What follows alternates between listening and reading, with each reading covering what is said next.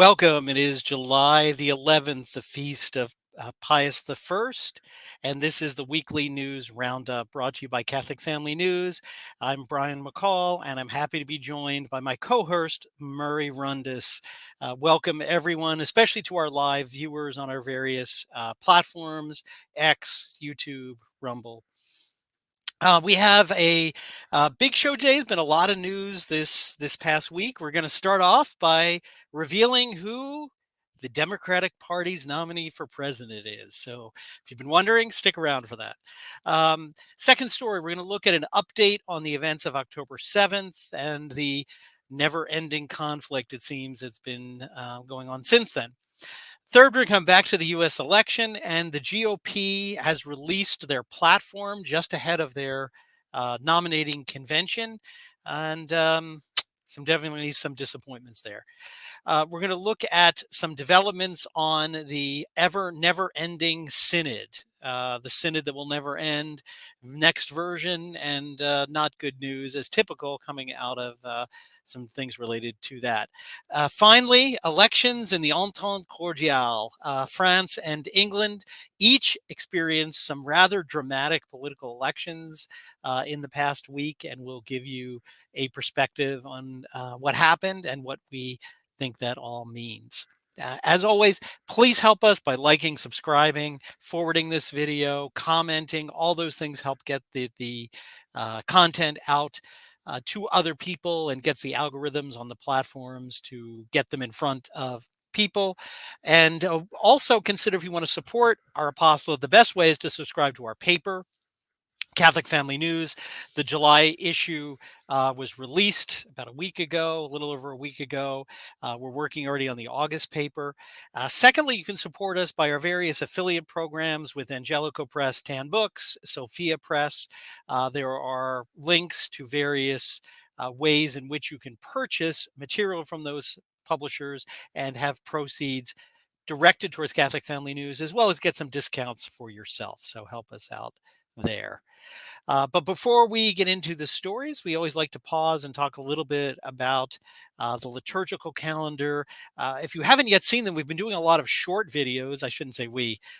My friend Murray here has on Saints of the Day, which have been very popular on various channels. But we're going to start off with a saint on Sunday, whose day comes up, the Seraphic Saint.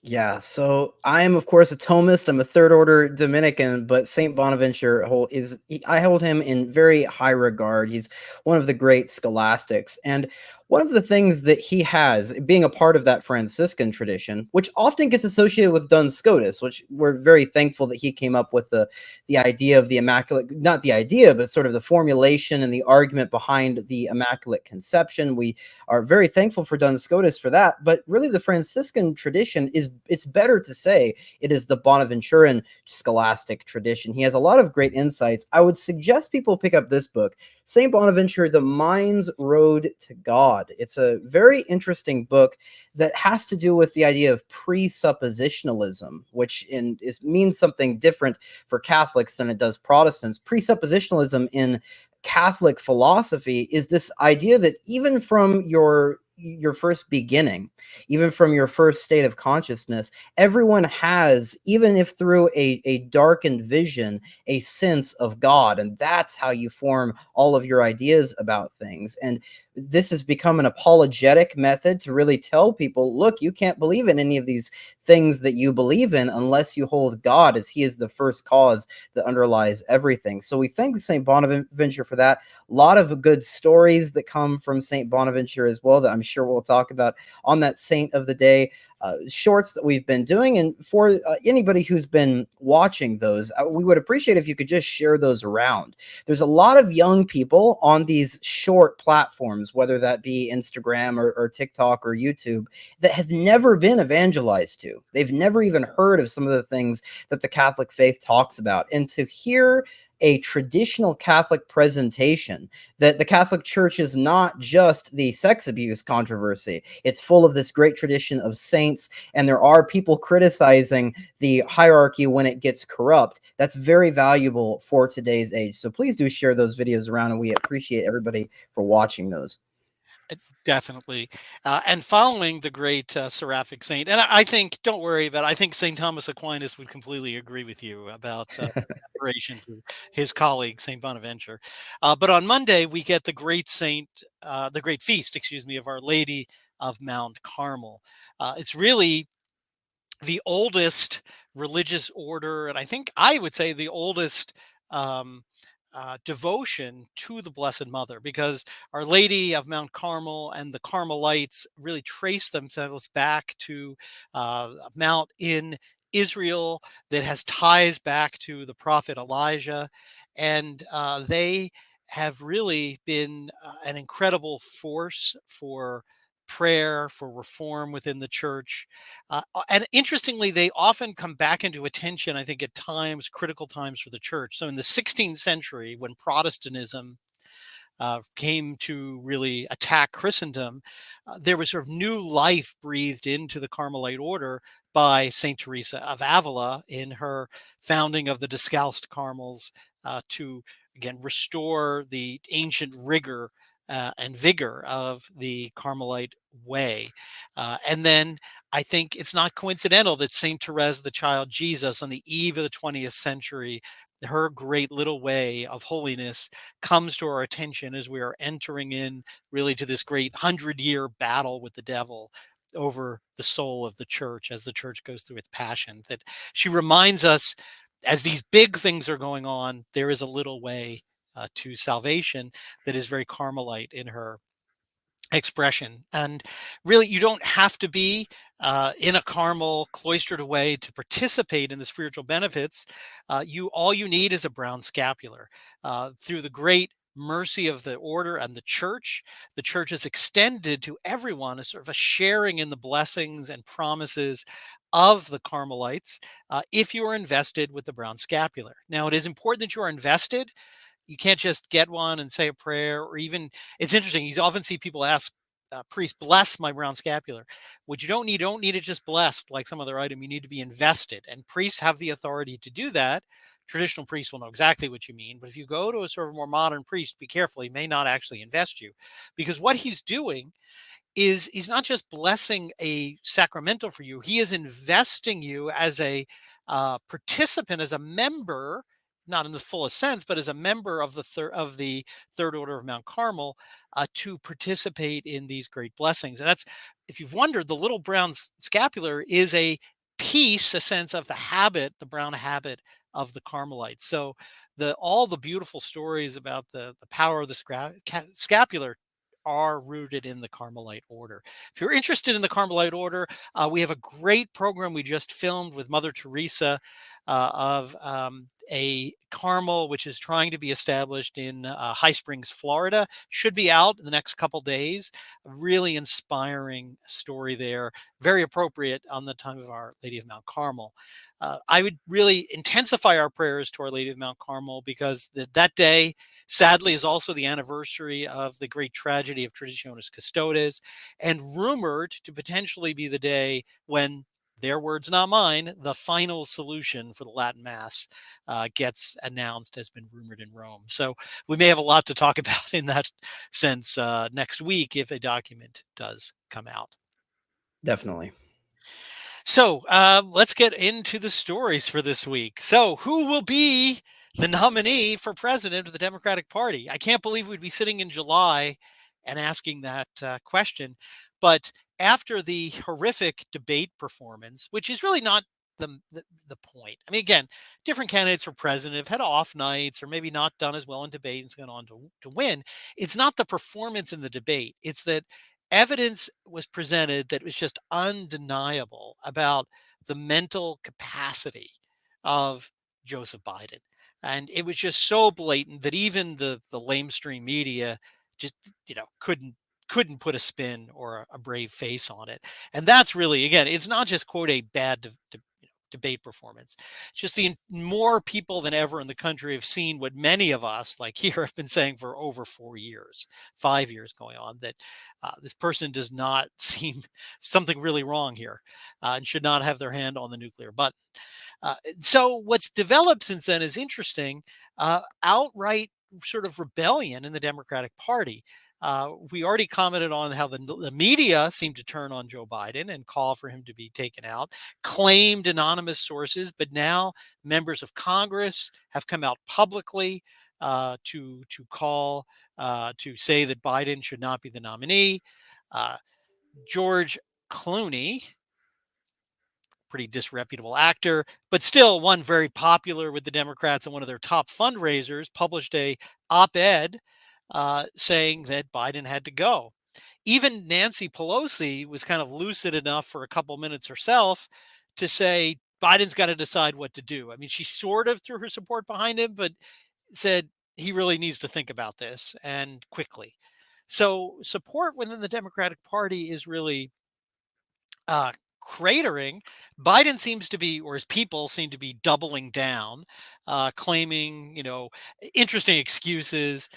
He was tired from his trip to Europe, although that was a week before the debate, and he isolated himself in Camp David for 7 days, getting rest. He had a cold. It just sort of went on and on. But they really doubled down, saying he will not step down. So what does this mean? I mean, if the pressure continues to mount, what can he do? Well, unlike the last time this happened, President Lyndon Johnson was the last reigning president to be in the midst of the campaign and step down. But he stepped down months before. It was in the sort of winter into the spring of 1968, really when the primaries had just really kicked off. So plenty of time for people to be selected through a primary process. But even then, the party was thrown into chaos. We had the infamous Chicago chaos of the Democratic convention with violence and breaking out in the convention and all over the city. But this is coming extremely, extremely late. So right now there are about 4,000 delegates who vote because again in a primary technically you're not voting for Biden, you're voting for delegates who are committed, quote unquote, who promise to vote for Joe Biden. Of the 4,000 he has like 99% of them. There's a smattering people he doesn't have, but virtually 100%.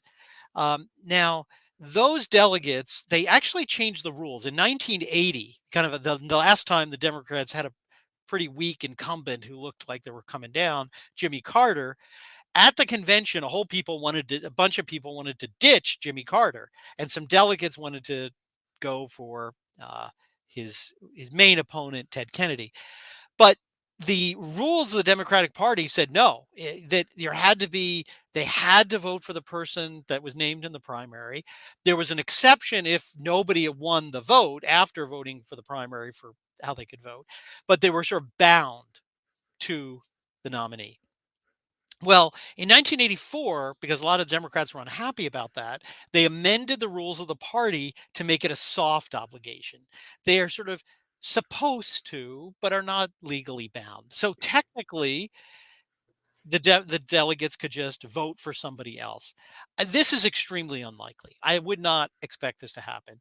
Number one, because you would need a majority of the 4,000 of them to do it and agree on a candidate when there's really nobody putting themselves forward right now as a candidate. So I think the odds of just getting 2,000 plus people on board to have a revolution at the convention for another candidate pretty unlikely. So what does that really mean?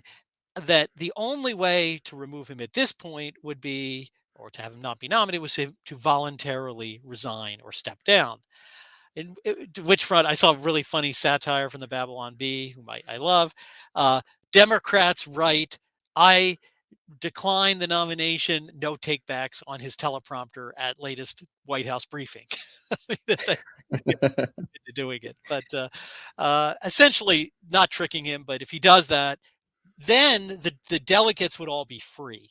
So they would not be committed to vote for anyone.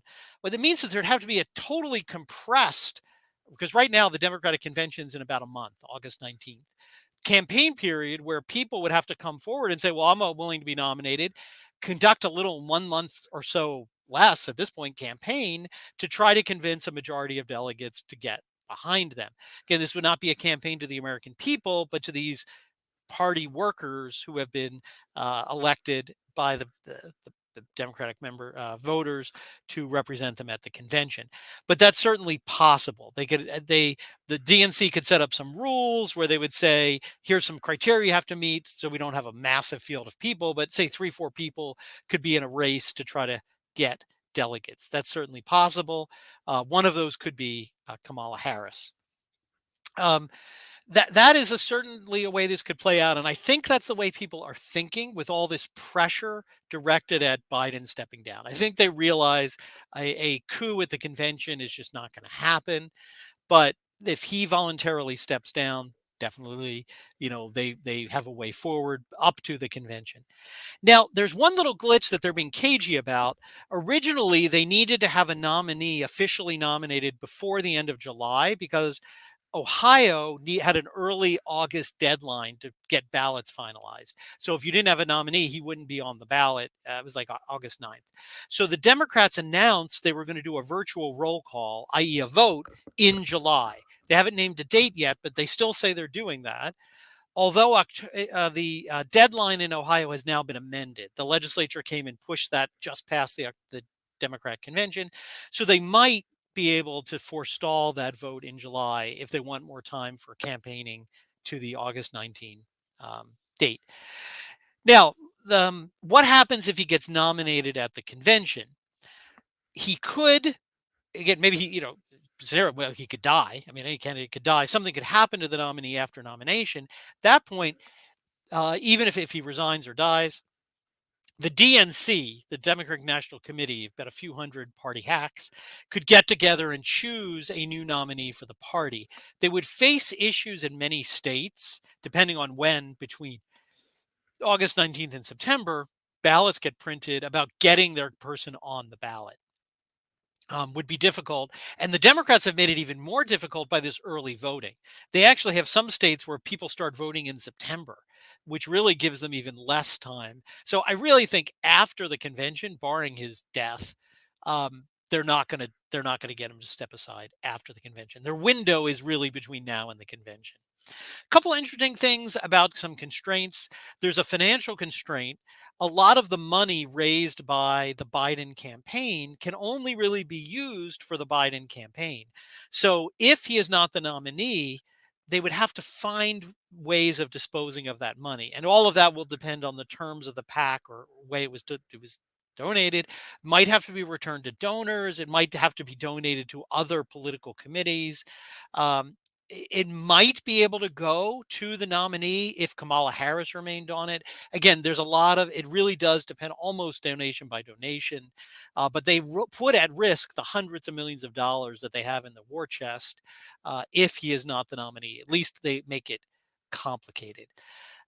So with that, what's the latest situation? Again, the polls are, again, a bit all over the map, but consistently they're showing at least some amount of people have changed their mind and are not willing to see this mentally incapacitated person as their president. It seems to have tipped at least some. Again, the number varies from poll to poll, but what's more interesting, he's lost the Democratic leadership and many of the prominent lawmakers in the Democratic Party.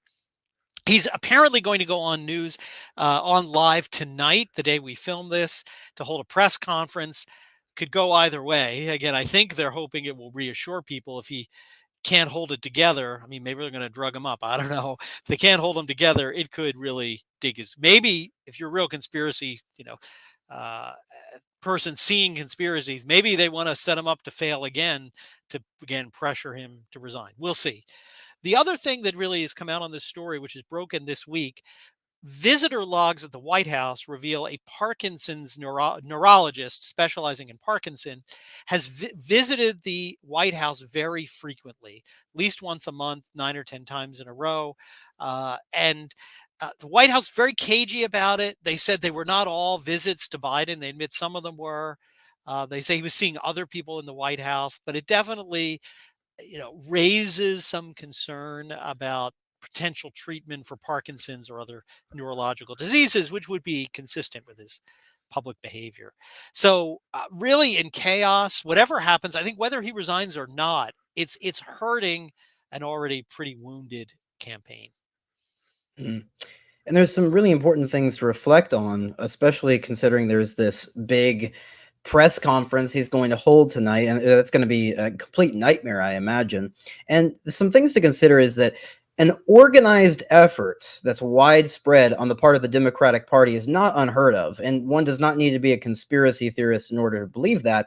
All we need to do is look back to the 2020 primary, where, if our listeners will recall, Biden went off to one of the worst starts in Democratic Party history. He didn't win many of the key states that a Democrat is supposed to in the primary. It was even Pete Buttigieg and Kamala Harris were looking very good in those states. And yet, there was a moment, especially when Joe Biden went to the Carolinas, that every single Democratic candidate rallied around him.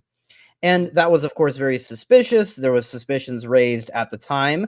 And I think something very similar is brewing right now, especially since if you look at the mainstream media, they are all extremely critical of Joe Biden. And another consideration to take is that one of the, and I alluded to this last week, is that if they do not select Kamala Harris, they're going to lose a large percentage of their base. Not only is she a not well liked candidate, but they're going to lose their base because Kamala Harris is a Black or a person of color woman. And many of them hold her up on a pedestal for that and see that she needs to be the nominee out of some sort of obligation. And you see this on mainstream media. They will constantly refer to it as it would be racism to look over Kamala Harris. So I'm going to engage in some speculation, if I may, and I think that what is very likely is this press conference is to sort of test Biden. It's a final moment for the Democrats to get their final look on Joe Biden, and I imagine they're going to present him with a sort of ultimatum. And what he will need to do is step down, even from the presidency. I believe Kamala Harris will get the presidency in this last little stretch. I think that will give her a boost in the very quick month-long primary that they're going to hold. I think she'll have to be content with that as her sort of trophy. And I think they will have to hope that they could get someone like Gavin Newsom, who at this rate, if the polls are to mean anything at all, really is the only person worth even running against Donald Trump with any sort of chance. So that's my prediction as to what's to happen. It's almost certainly not going to be true, but I see that as lining up to what's going to happen in the future. Well, again, you may be onto something with the prediction. That certainly would boost Kamala Harris' bid in a little mini primary if she were actually sitting in the chair. And certainly a possibility, although I think you're right, his resigning is more likely, is his cabinet could invoke the 25th Amendment against him and actually force him out of office. Now, I think it's unlikely because there's some procedural hurdles and complexities with that. But it would be one way if Biden refuses to go, if he's horrific tonight, that they could try to force his hand. But I think still more likely that he would just resign. So we'll see. I think it's going to be an interesting next month and a frightful time if she actually gets the nuclear football. But by the way, welcome to our international viewers. I notice at the live stream we have people from Scotland and a doctor from New Zealand watching us live. So thank you. And we're actually going to turn now to an international story. Yeah, and this really is an international story, and I want to highlight that. And before we get into the details of this story, it's important to put things into perspective. Oftentimes, you will hear, well, this is just talking over a little strip of land in Israel and Palestine. What's the reason for all of the focus? And we should first all not put ourselves in a naturalistic point of view. Of course, the Holy Land is going to be important to God, and God runs the universe. That should just be, we should really keep that into mind. And so this is, of course, going to serve an important role in international politics. But the second thing is that this conflict and whatever goes on in Israel has either indirectly or directly caused the United States and its allies to engage in conflicts from currently in Yemen with the Houthi rebels there, Syria, of course, Iraq, Lebanon in the future with Hezbollah, and of course the funding of Israel in order to go against both Palestine and Iran, whether that in terrorist operations going on in Iran that are largely operated by the Israeli government. So all of this is very important, and it's very, very important for the West, and we're going to get into how it affects the West in its politics in a bit. But what this story is really about is the event that caused all of this recent uproar regarding Palestine and Israel, which was the horrific events, no matter what perspective you look at this, on October 7th. Now, initially, we got a lot of information about that day. There was an estimate that over 1,300 people died. We got word of horrific things happening to infants, beheadings of infants. Terrible atrocities happened. Now, as time went on, some things got debunked, if we would say. The number now is about 700 to 800 civilians were killed, which is still horrific. The incidents with the infants was simply a myth. It was ended up being a misrepresentation of two stories that got mixed together, so that didn't happen. And some of the more horrific incidents that the Israeli government was citing ended up not being true. Now, of course, this has gotten exacerbated by the Israelis' actions within Gaza and Palestine. As we've mentioned on this show before, there are 2 million, 1.9 million Palestinians that if this war continues, they're going to have to be refugees, and almost all of them are going to have to go to Europe or the United States or just the New World in general, and that does cause destabilizing conflict. So this is very important, and it matters for the UN. So the UN Commission recently came out with a new report alleging that the Israeli government was responsible for at least a dozen or more friendly fire incidents in this during that October 7th account, and different reports that the UN seems to corroborate confirms this. And this has to do, we can see this even from very senior officers within the Israeli government or the IDF in general. The report is that they engaged the Hannibal Directive. Now, the Hannibal Directive is a sort of military doctrine that the IDF has used. It's in reference to the military general Hannibal when he killed himself rather than be taken hostage by the Romans. And the Israelis have engaged in this before, where they would kill a friendly soldier or allow him to die rather than him be taken hostage.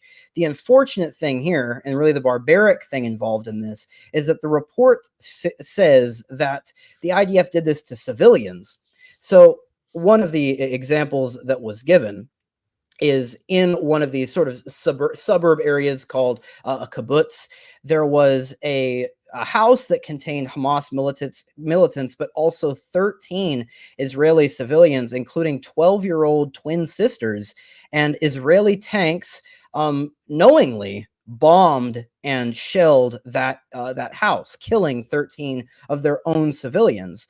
There's different incidents. For example, an IDF helicopter, the UN report found, that killed an Israeli woman while she was being abducted. And really the most significant one was a report that 70 vehicles, many of which containing Israeli captives, were all destroyed by the Israeli military on their way back to Gaza. The report was they could not allow, the Israeli Defense Force would not allow any vehicles going from Israel back into Gaza, even if they contain civilians. And so really the reason why I wanted to bring this up is, firstly, we will see a narrative go on, especially within the Republican Party recently, which has to do with the idea of Judeo-Christian values. It's this idea that somehow Talmudic Judaism and historic Christianity, whether that be Protestantism or Catholicism, they're somehow linked in building Western civilization. Now, I think any person living in the West, especially if you're a Christian, will naturally be repulsed by the idea that you'd rather kill your own civilians rather than let them live, even if that means in a hostage status, especially knowing that the Palestinians and Hamas typically are wanting the hostages so that they can trade for other hostages. Very low likelihood that they're going to be brutally mistreated.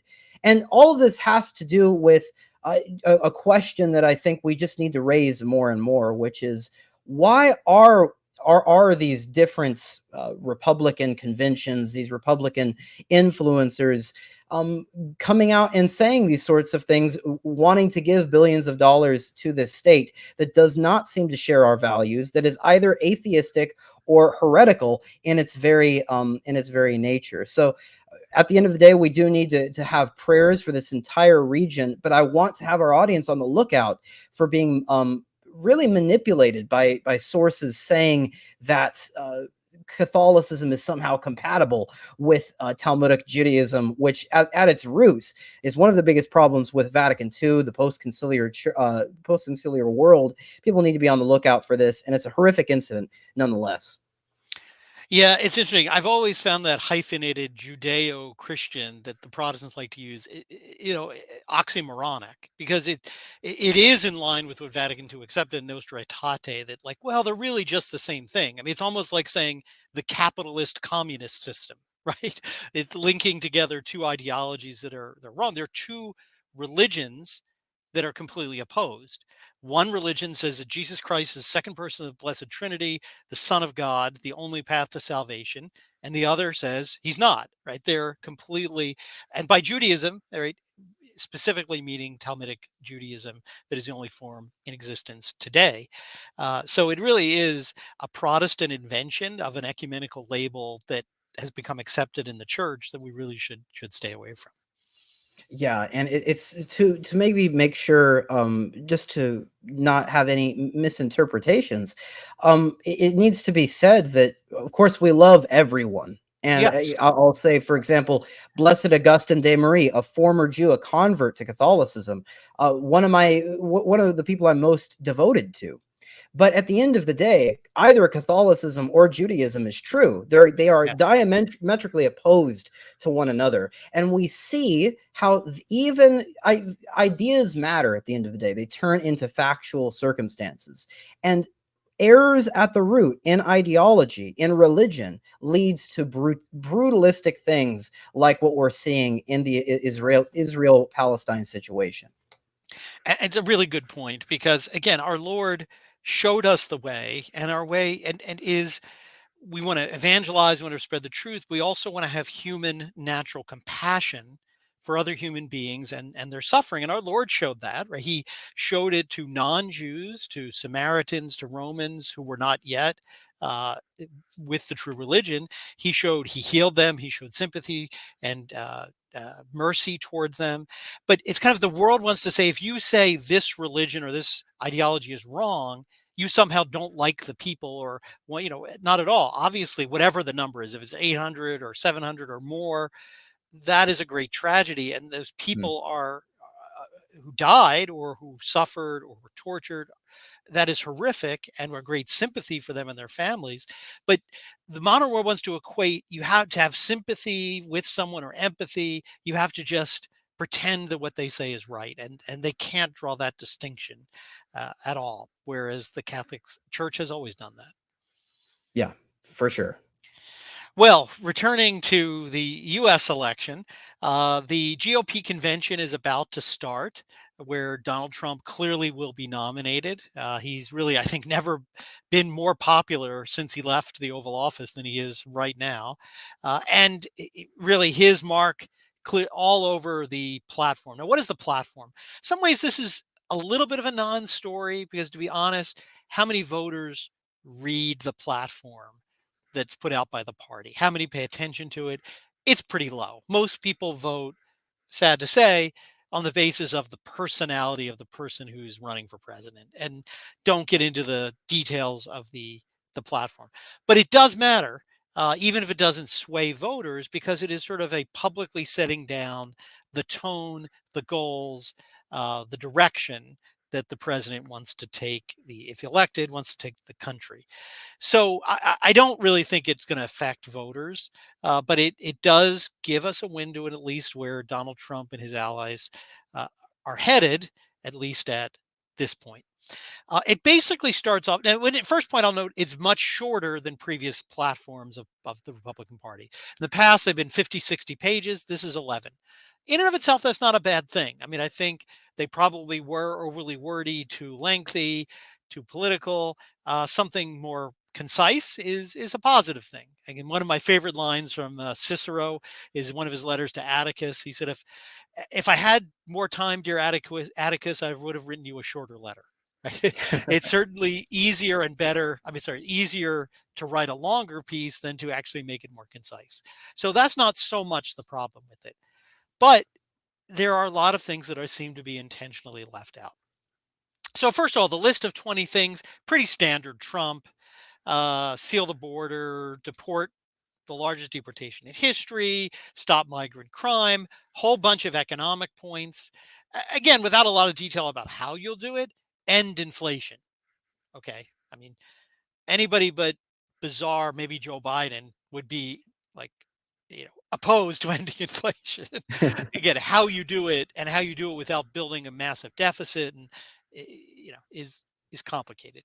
But a lot about bringing back manufacturing, stop outsourcing jobs, tax cuts, kind of classic Republican economic, and I would just say common sense. Really, nothing ideological. Pretty common sense things. In terms of really principled stands, because they're all just practical, like it's better to have more money than less, it's better to have lower prices than higher, um, are really number 7, defending the Constitution, certain freedoms, and the weaponization of the government against us. um, and they're the closest. The next two, which I think are the best part of this list, was to cut federal funding for schools pushing critical race theory, radical gender ideology, and other inappropriate racial, sexual, or political content on our children. That's something of principle. Now, a little bit of wriggle room. Why does it say radical gender ideology? Like, are they trying to make a distinction between gender ideology and radical? Like, you could allow some of it in, but not the radical bit. I don't know. That's a little concerning. But in any event, this is, I think, something we should certainly get behind. No school, and the government certainly shouldn't be funding any school that is just pushing these radical liberal ideologies. Keep men out of women's sports. Fortunately, side note, the U.S. Olympic team kept the man, Leah Thomas, off of the swimming team. I just read this week, which is a good thing. But that again, I think is something I'm glad they said. Keep men out of women's sports. Again, I'm not going through the all 20, but they're your kind of major highlights. Um, yeah, a lot of it just straightforward, common sense. Then we get to the biggest problem with the platform, and this takes in another step, uh, a move that Trump has been making for some time, and that is to, I think, falsely attempt to appeal to liberal Democrat voters by having an appearance or maybe a reality of being, quote, soft on abortion or supporting uh, more abortion uh, for people in the country. Now, with that, I will remind you the Republican Party, excuse me, for decades now, has contained a very strong pro-life plank that essentially called, well, for the overturning of Roe v. Wade, but for a national, uh, a constitutional amendment or law giving protection to the unborn, particularly through the 14th Amendment, right to life, and essentially to end abortion. That's thrown out. Those prior versions, which were extremely strong on abortion, has been replaced by the following. I want to read it to you. Republicans will protect and defend a vote of the people from within the states on the issue of life. Not protect life, protect a vote of the people. So, we'll protect the vote to kill if you want, already in the title. We proudly stand for families and life. We believe that the 14th Amendment to the Constitution of the United States guarantees that no person can be denied life or liberty without due process of law. Pause, stop reading. And as Clarence Thomas, I think, is, well, only Supreme Court justice who seems to have argued, seems to outlaw abortion, right? The 14th Amendment says no one can be deprived of life. That's what abortion does. So far, we said, well, that sounds great. But then we go back to the text. It says, and that the states are therefore free to pass laws protecting those rights. Well, wait, that also means they're free not to do that. They're free to pass laws not passing it. So they don't say the 14th Amendment requires that states protect life. It just says they can if they want to. Big difference. Goes on to say, requoting, after 51 years, because of us, that power has been given to the states and to a vote of the people. Again, do whatever you want. Again, on Catholic theories, voting is only a legitimate form of decision making when you have a choice between two morally good or morally ambivalent outcomes, right? If there's two equally good people who could do a job, it's perfectly fine to vote as a method to determine who. You cannot have a vote between something good and something evil. You can never have a vote that is deciding something which you cannot decide. So, saying whether people can kill their children in their womb or not is not something that you can legitimately vote upon. Okay, get back to it. We will oppose late term abortions, not all abortions, late term. Well, first of all, what's late term? Not defined. While supporting mothers and policies that advance parental care. That's really important language because the Supreme Court is dealing with a case where they said essentially abortions were parental care. Very, very ambiguous language. And then the worst part, we will support access to birth control and to IVF fertility treatments. Remember, IVF fertility treatments and most forms of contraception involve abortion. They involve either as the primary or secondary method of the contraception, the killing of a conceived child. IVF, in the way it's practiced, first of all, can only be done with a more immoral act against the sixth commandment committed by the man. Won't go into more detail, but to obtain the half that will be used to come together with the egg can only really is only really taken by the man performing an immoral act. Secondly, they have to fertilize innumerable eggs, and they go through what's called selective reduction, essentially killing children. So they're not opposed to abortion if they support these things. In addition to, they're supporting the evil of birth control, which is the root of abortion. If you want more on that claim, see our July paper, where I have an extensive article showing how contraception is the root of all of the evils we're seeing right now. In our country. So an emasculated, I would say, a watered down pro-life plank. And many pro-life organizations have come out. LifeSite News has written about this, and the Susan B. Anthony group condemning this as a betrayal. Some other more weak groups have sort of said, "Oh, it's still good. It's okay." I think this is disappointing. Obviously, we're not going to vote for Biden or Harris or any of those people, but extremely disappointing. And I think poor political decision by Donald Trump. Here's why. All this is likely to do is cause some voters to stay home. And I actually think this next election may be decided primarily by voters who don't vote. I think a lot of Democrats, particularly if Biden is the nominee, even if it's Harris, are so disgusted with them, they're just not going to vote. They don't like Donald Trump. They're not going to vote for him. So they're just going to say, I'm not voting for anybody. That would help Donald Trump. But if there is an equal number of people on the Republican side, particularly those committed to abortion, evangelicals, sadly, and a couple Catholics, small number of Catholics, who will say, you know what? I don't like Biden, Harris. I liked Trump, but he's betrayed us on abortion. I'm just not going to vote. That actually could end up really hurting Trump. And it'll be a game of who stay home, more which side's group. I don't think he will pick up a single voter because the liberal Democrat voters are not going to vote for Donald Trump because he watered down this plank. Again, I think they don't like him. They hate him. They have Donald Trump derangement syndrome. They're not going to vote for him because he used to be opposed to abortion and now says he's not. So I don't think he gains really any liberal voters. And I think he's at risk of losing those people who abortion is a really critical issue to the extent they're aware of this watering down.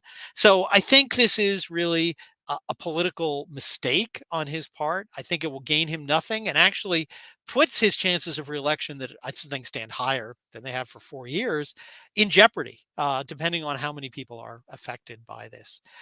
As well as the fact, and I'll just end on this, he's definitely also gone soft on the full family part of this plank, that the opposing the LGBT agenda. If you notice from that and some other parts I didn't read, all of the gender ideology LGBT is rattled with is labeled with radical, to try to distinguish, to appeal to the conservative people like us. Oh, I'm opposed to that, but then also trying to bring in people from that agenda saying, oh, as long as you're not crazy radical, like you don't want to do this gene therapy to 3-year-olds, only 19-year-olds, I'm your guy. And we've seen a lot of LGBT activity at his rallies, a lot of behavior associated with it. And I think he is really making a play to a segment of that community. Again, I think a dumb move. There are people that represent like 1 to 2% of the population, but I think there is a play being made there. Mhm. Yeah, it's fascinating because, if I recall, the first Republican president was willing to split the country in half, burn down Atlanta, and put the United States through the bloodiest conflict possible over the idea that states shouldn't have the right to vote on something that impedes on somebody's life, liberty, and the pursuit of happiness. But now that we live in the modern day and age, there is no sorts of guts in this party, even when it comes to a mass genocide of people in the womb. Mm. And as you mentioned, it's not good from a political standpoint, but we should also point out that this is not uh, just Trump making a political move. This is also a personnel question, and it's a question regarding the conservative movement that has been subverted for a long time now, and that's really just coming to show itself. A good example of this, firstly, Trump has denounced what is called Project 2025. And that was and Yes. he did that very openly on Truth Social. And that was an organization really full of young people and really forward thinking young people, I will say, wanting to get this country back to where it should be, completely denounced it because he thought it's too extreme. And goodness, they're not saying things that we say even on Catholic Family News, but it was a step Right. in the right direction. So even they're too extreme. Secondly, if somebody's wanting to say, well, this is a Trump issue, well, Ben Shapiro recently, when he was sparring with Representative Swalwell, when he was talking about illegal immigrants, something that the Republican Party has gotten a lot soft on, said, well, I support the deportation of any illegal immigrant who is not of benefit to the generalized American public. He says, I only want to deport unproductive illegal immigrants. So, as you see, there's a slight little change made, even by people who are seen as the strong conservatives like Ben Shapiro and the Daily Wire, where it's now extremely moderate. It's something that would not even be thinkable to be on the Republican Party platform 30 years ago. We also have Trump compromising on immigration. Now, if you want to come in, we'll give you a green card stapled to a 2-year college degree. And we can do that could be a whole year, a whole long Yeah. thing in and of itself of these different programs that can get people a 2-year degree within a very short amount of time. So we're talking about more immigrants coming into the country, abortion just being able to happen on a statewide basis. We're compromising even on things like free trade and protectionism. The whole platform has completely changed. This is not the thing I was supporting in 2016 or even 2020. Now everything is compromised. So if Trump wants to keep his base, he needs to go back to what he actually believes. And maybe he should stop taking money from these different groups like Miriam Adelson or for example, APAC funding a good amount of this Republican campaign. It seems nowadays the Republican Party is more concerned with Israel than it is any other issue that is important and really hurting Americans. And that is something that us conservatives should really reflect upon.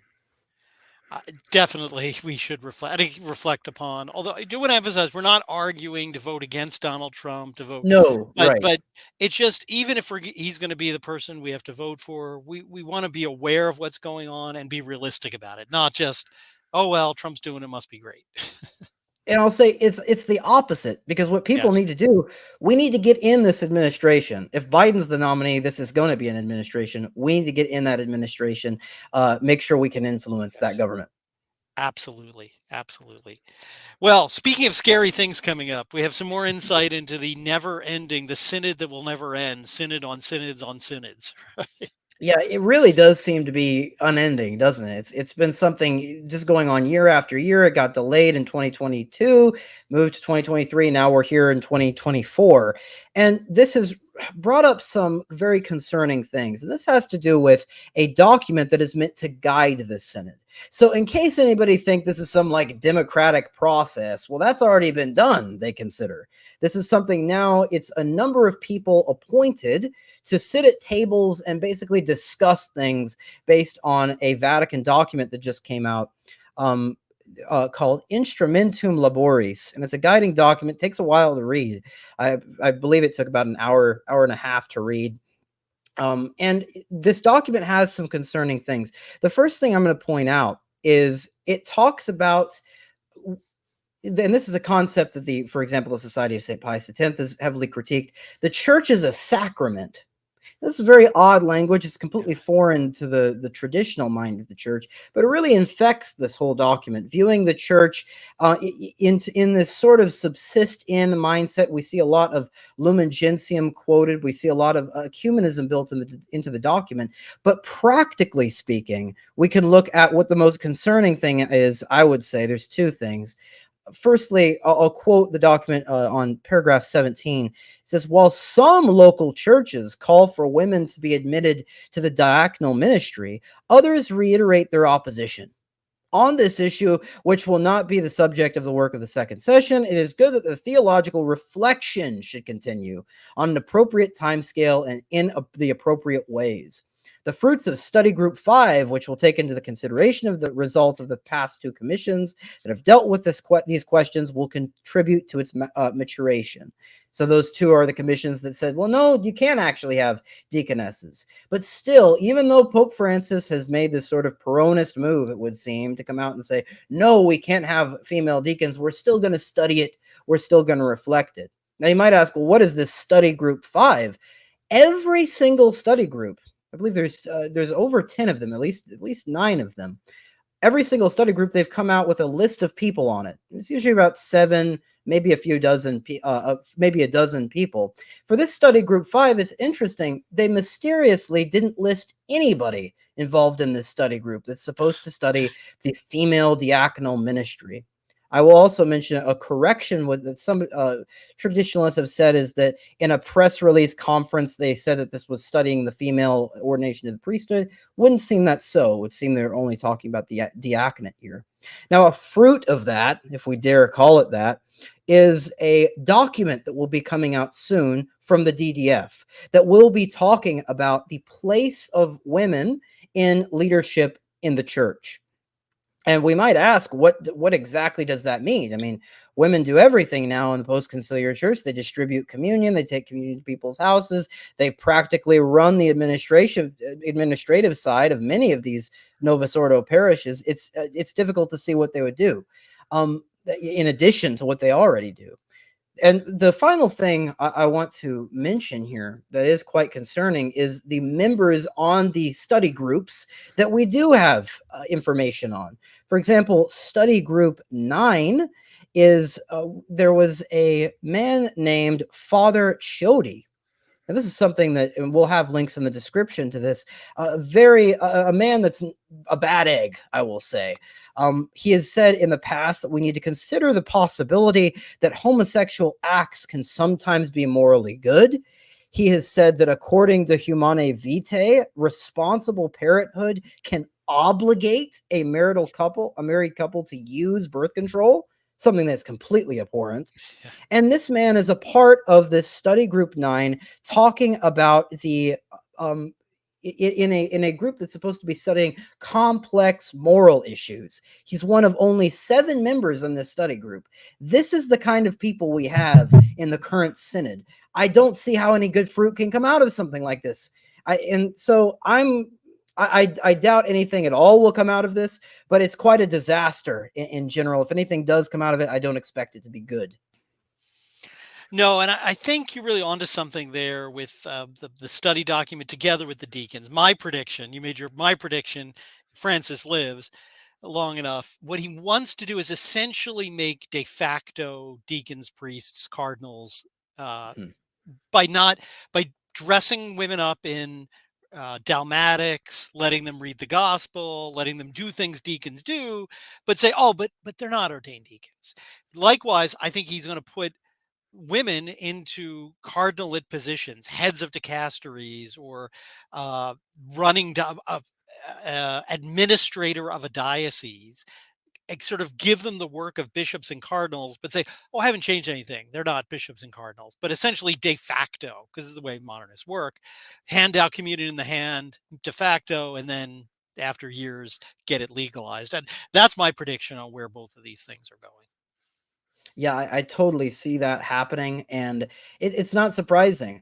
This has been something that, as we've said, it already occurs in Novus Ordo parishes where you have women doing practically everything a deacon should be doing. So Yes. if they dress her up, goodness, if homosexual couples can receive a blessing in a church, and as long as they're not holding hands or it's not longer than 12 seconds, then it's fine. I don't see the problem with women wearing dalmatics. I don't think they'll see a Yeah, problem either with these sort of principles.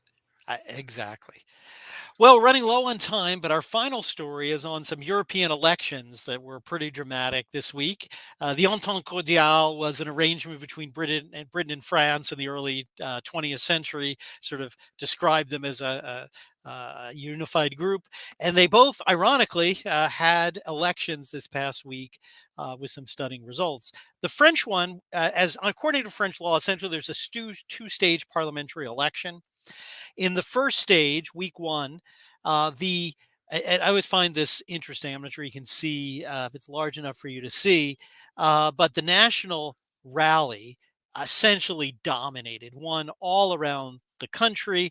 But on the maps, when you see them, they'll just call them the national rally radical party. Like none of these other parties, the socialists, they just say socialist party left. They don't say radical socialist party.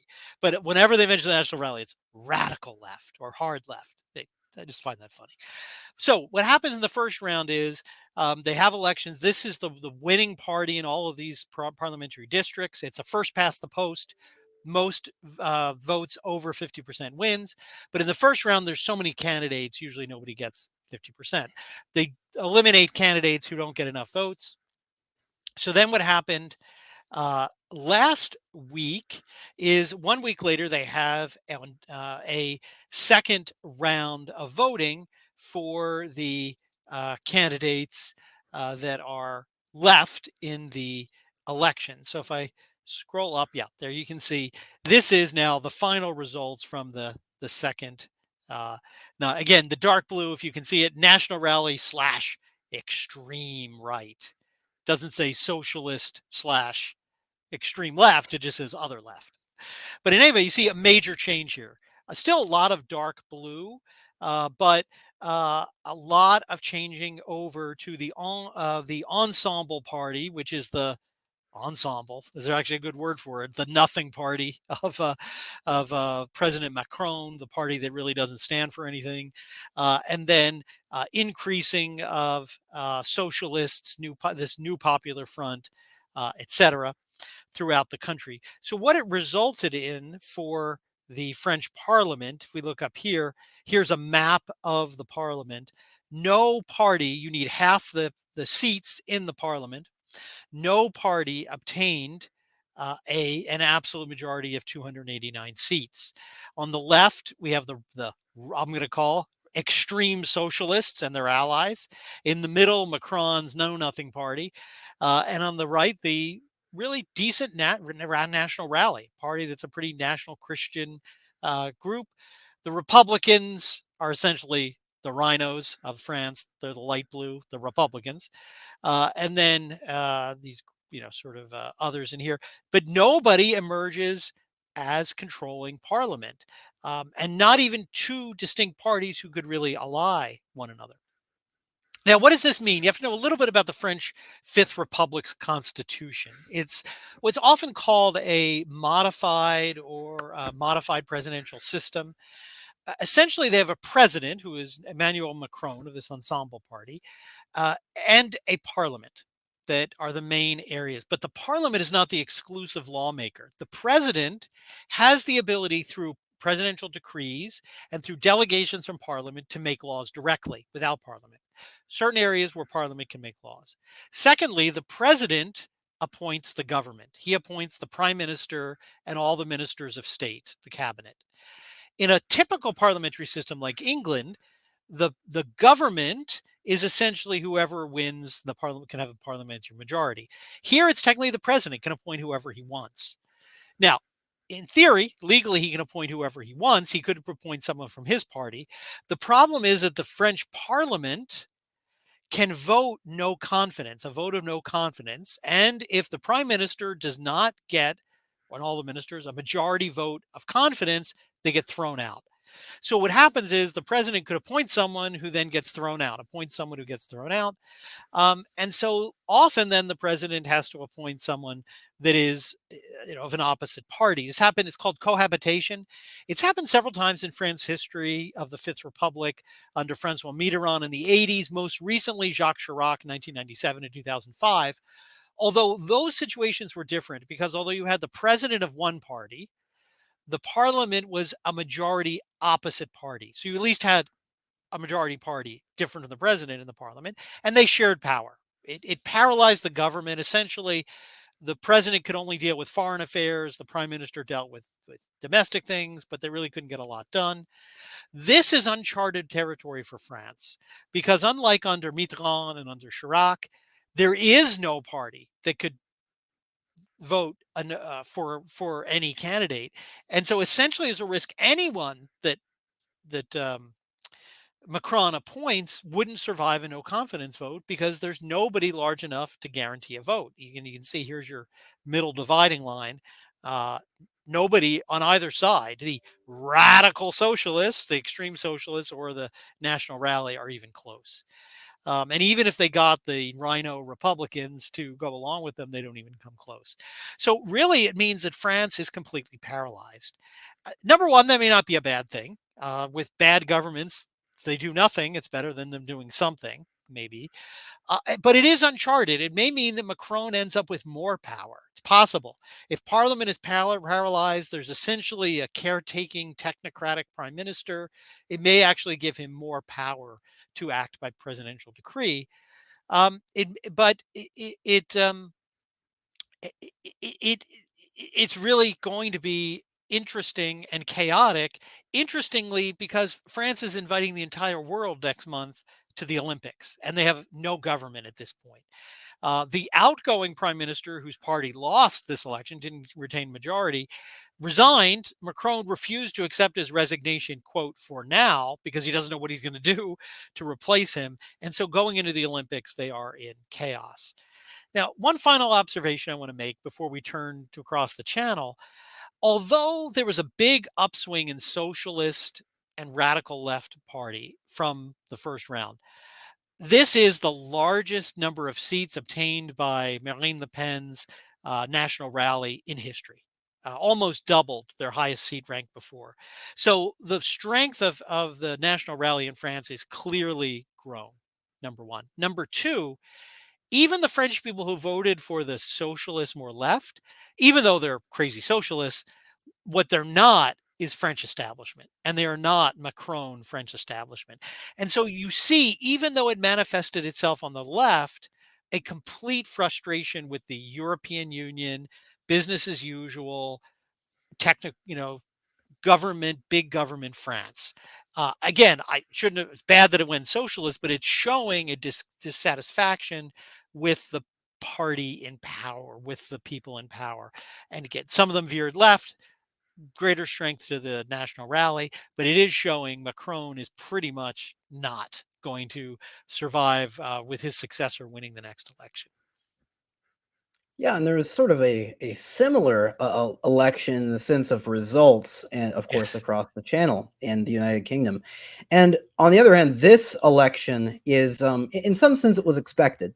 So, just for some background, in 2017 and 2019, the Conservative Party, also called the Tories, dominated those elections, really because they ran on the concept of Brexit, the United Kingdom leaving the European Union.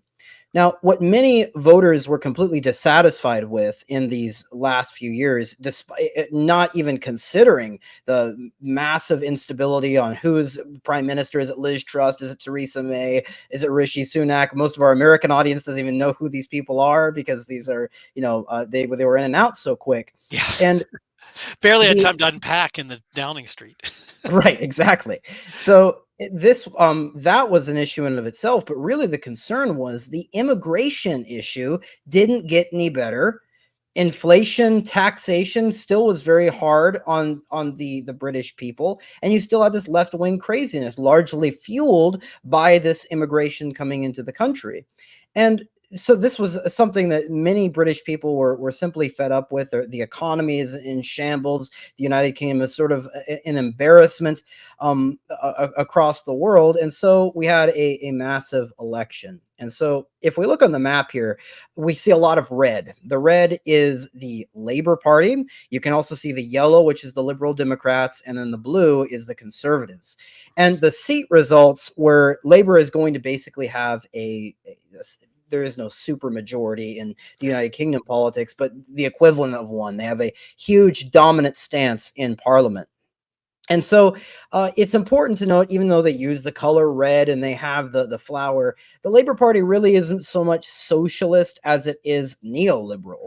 That's Yeah. much to do because of Tony Blair, if any of our audience recalls, the former Prime Minister of Britain. And his policy is basically socially in the middle, economically typical neoliberal, what you'd see with Margaret Thatcher or Barack Obama.